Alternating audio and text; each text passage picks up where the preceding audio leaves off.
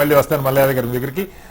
వెంకట్ గారు, అంటే కీలకంగా ఐటీ రంగానికి సంబంధించి కూడా ఎప్పటి నుంచో దాదాపు 90s నుంచే, ఎర్లీ 90s నుంచి ఐటీ రంగం పెరగటం ఇక్కడ స్టార్ట్ అయింది. ఇతర మనకి ఇండస్ట్రియల్ రెవల్యూషన్ దగ్గర నుంచి ఫార్మా, ఆ తర్వాత పబ్లిక్ సెక్టర్, ఆ తర్వాత ఫార్మా ఇండస్ట్రీ, తర్వాత బయోటెక్నాలజీ ఇండస్ట్రీ, ఇలా అనేక ఇండస్ట్రీస్ కి హబ్ అవుతుంది. అలాగే ఐటీ దేశం అంతా విస్తరించిన క్రమంలో ప్రపంచవ్యాప్తంగా విండోస్ వచ్చిన తర్వాత యుఎస్ తో పాటుగా ఇండియాలో ఒక 4-5 మహానగరాల్లో ఇది ఒక నగరంగా పెరుగుతూ వచ్చింది. ఇవాళ ఏఐ మొత్తం దాని దిశ మార్చేయబోతుందని చెప్పుకున్న ఏఐకి సంబంధించి కూడా డేటా సెంటర్స్ కానీ, ఏఐని వాడుకోవటం కానీ, వీటి విషయంలో ప్రభుత్వం అదొక ఏరియా, ఆ 9 కీలకమైన రంగాల్లో ఆర్టిఫిషియల్ ఇంటెలిజెన్స్ సంబంధించి ఒక స్పష్టంగా ఒక విజన్ తో ముందుకెళ్తున్నట్టుగా చెప్తా ఉన్నారు. మీకేమనిపిస్తుంది? బహుశా మీరు ఫాలో అయ్యే ఉంటారు, ఏం చెప్తారు? ఇందిర గారికి, తర్వాత మల్లయ్య యాదవ్ గారి సార్కి నమస్కారం. నమస్తే సార్. సో నేను కూడా కోదా నుంచి అండి, కోదాలో చదువుకున్నాను. చదువుతున్నాను. సో తర్వాత హెచ్ఎంటీ ప్రేక్షకులు నమస్కారం. సో బేసికల్ గా వచ్చేస్తే డెఫినెట్ గా అందరు ఐటీ ఎంప్లాయీస్ లాగా హైదరాబాద్ అంటే నాకు డెఫినెట్ గా we feel very proud about this city.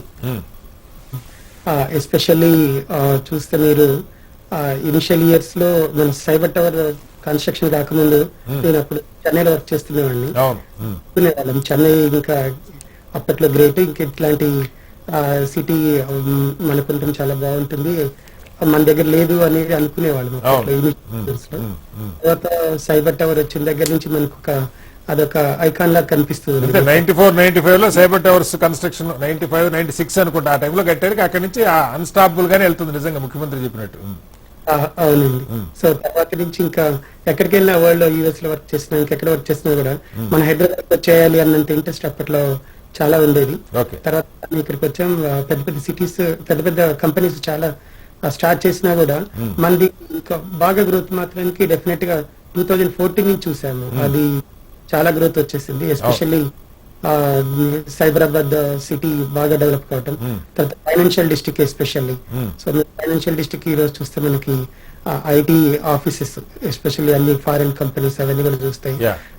ఇక్కడున్నామా లేకపోతే ఇంకా న్యూయార్క్ సిటీ లాంటి ప్లేస్. ఇప్పుడు ముఖ్యమంత్రి ఫ్యూచర్ సిటీ అని చెప్తున్నారు, భారీగా ఇంకొక విజన్ ముందు పెడుతున్నారు, చెప్పండి. అది డెఫినెట్ గా అది ఫ్యూచర్ సిటీ విన్నప్పుడు చాలా ఎగ్జైటింగ్ గా అనిపించింది. అంటే ఎలా ఉండబోతుంది ఏంటి, ఐటీతో పాటు చాలా రాజ్యాలు అక్కడ ఎస్టాబ్లిష్ చేద్దాం అన్న దాంతో స్టార్ట్ చేస్తున్నాం కదా. సో మేము అందరం కూడా ఇక్కడ, నేను టీ హబ్ నుంచి వర్క్ చేస్తాను, టీ హబ్ లో అక్కడి నుంచి తీసుకున్నాను కాదు.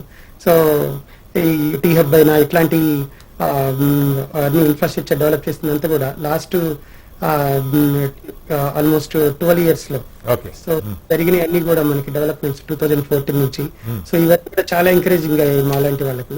ఈరోజు మేము టీ హబ్ లో వర్క్ చేసుకోగలుగుతున్నాము అంటే డెఫినెట్ గా మన గత ప్రభుత్వం నుంచి ఏదైతే తీసుకునే రిజల్ట్స్ అవన్నీ చూస్తున్నాం. ఇప్పుడు కూడా రకరకాల ఈవెంట్స్ లలో కూడా మేము ఇంకా వింటూ ఉంటాము ఇంకా ఏం చేయబోతున్నాం అనేది.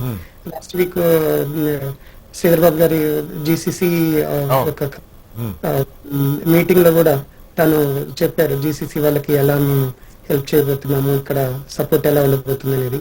సో ఎంకరేజింగ్ అయితే కనిపిస్తుందండి ఐటీ పరంగా.